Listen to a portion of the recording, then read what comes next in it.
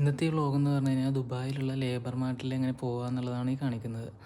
ഞാൻ സ്റ്റേ ചെയ്യണതെന്ന് പറഞ്ഞാൽ national pains metro സ്റ്റേഷൻ്റെ അടുത്തുള്ളൊരു അക്കോമഡേഷനിലാണ് ഞാൻ സ്റ്റേ ചെയ്യുന്നത്.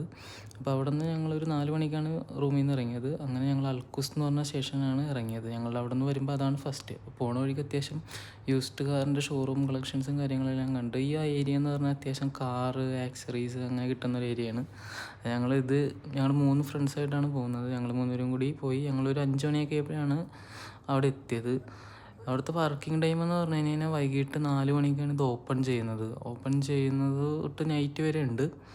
പിന്നെ ഇവിടെ Indian food, Pakistani food, African food means almost എല്ലാ വിഭവങ്ങളും കിട്ടും. അത്യാവശ്യം എല്ലാം ചീപ്പ് റേറ്റിലാണ്. ഇപ്പോൾ ഒരു മസാല ദോശ അങ്ങനെ ഐറ്റംസ് എല്ലാം നിസ്സാര 5 ദിർഹംസിനെല്ലാം കിട്ടും. എനിക്ക് തോന്നുന്നത് ഞാനിവിടെ ദുബായിൽ വന്നതിൽ പുറത്ത് പോയി കഴിച്ചതിനകത്ത് ഏറ്റവും ചീപ്പായിട്ട് കഴിച്ചതും നമുക്ക് അഫോർഡബിൾ ആയിട്ടും അത്യാവശ്യം ടേസ്റ്റ് ഉള്ളതായുള്ള ഐറ്റംസ് എല്ലാം ഇവിടെ കിട്ടും.